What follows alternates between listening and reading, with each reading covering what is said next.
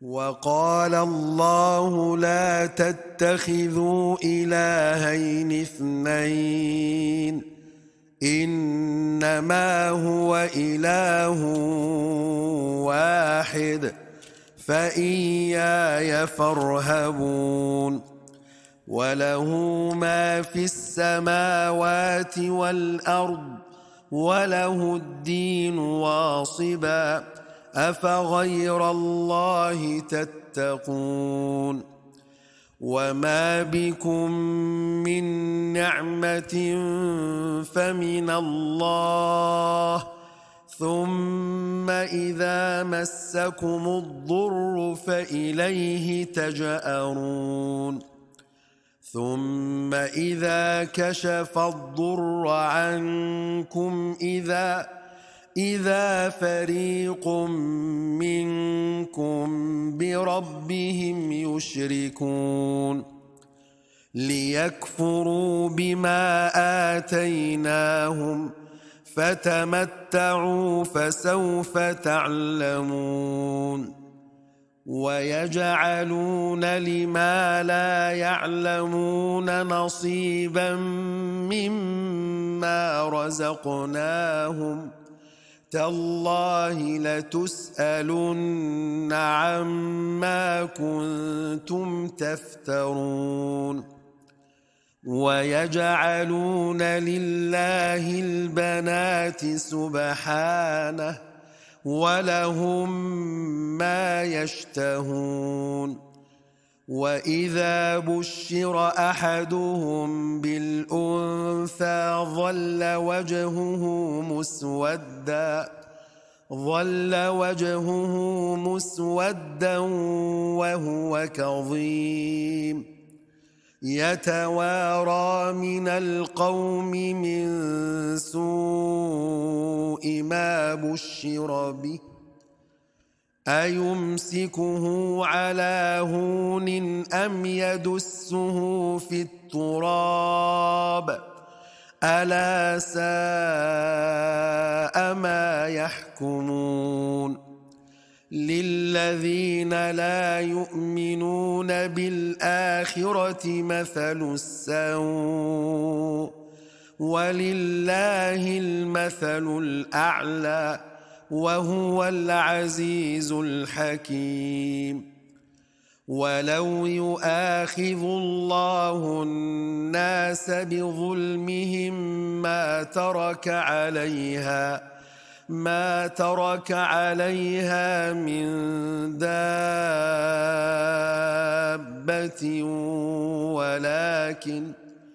ولكن يؤخرهم إلى أجل مسمى فإذا جاء أجلهم لا يستأخرون ساعة ولا يستقدمون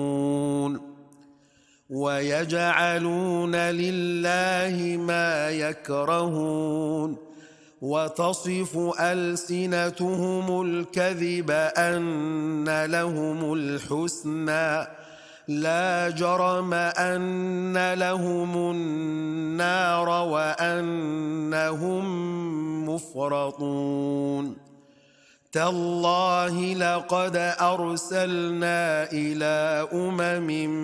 من قبلك فزين لهم الشيطان أعمالهم فهو وليهم اليوم ولهم عذاب أليم وما أنزلنا عليك الكتاب إلا لتبين لهم الذي اختلفوا فيه وهدى ورحمة لقوم يؤمنون والله أنزل من السماء ماء فأحيا به الأرض بعد موتها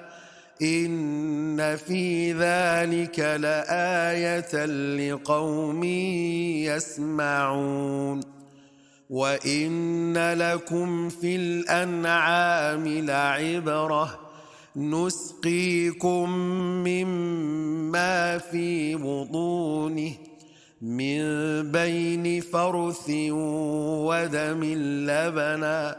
لبنا خالصا سائغا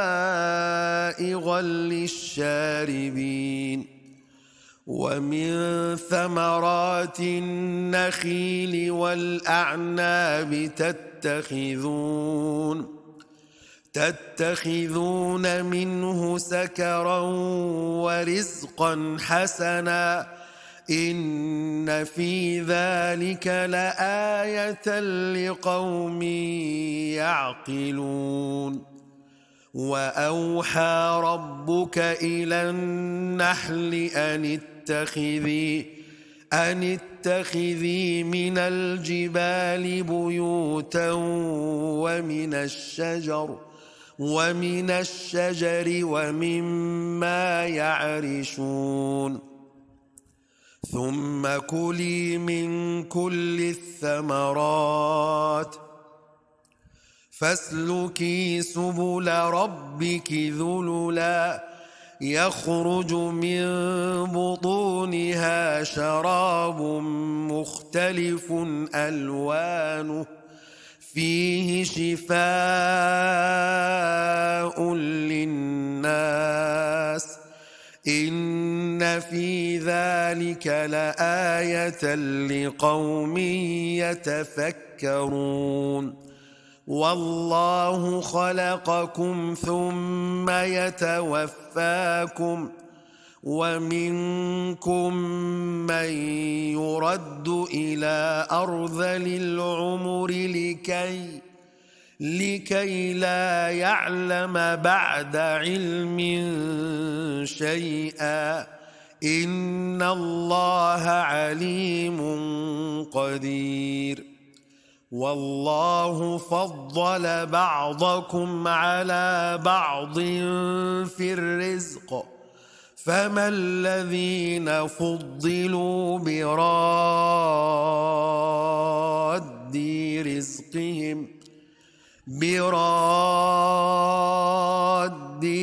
رزقهم على ما ملكت أيمانهم فهم فيه سواء أفبنعمة الله يجحدون والله جعل لكم من أنفسكم أزواجا وجعل لكم من أزواجكم بنين وحفدة ورزقكم من الطيبات أفبالباطل يؤمنون وبنعمة الله هم يكفرون ويعبدون من دون الله ما لا يملك لهم رزقا من السماوات والأرض شيئا ولا يستطيعون فلا تضربوا لله الأمثال إن الله يعلم وأنتم لا تعلمون